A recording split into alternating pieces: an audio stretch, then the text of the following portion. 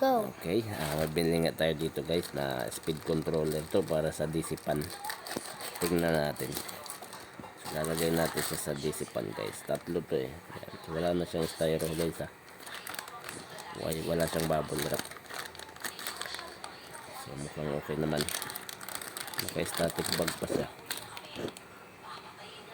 Ayan, kompleto naman siya. So ikakabit ko lang siya dito sa aking biniling ginawang DC pan guys kasi wala siyang controller. Ayan. Okay naman, tama lang tatlo sa Lazada pala to. So ayan. Okay naman, mukhang tama lang tong controller natin. Yan. Okay.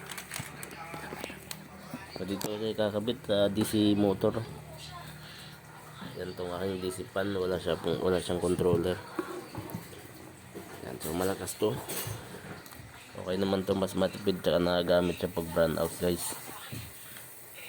Yan, so yan yung motor niya. Ganyan ang gamit natin, 12 volts yan.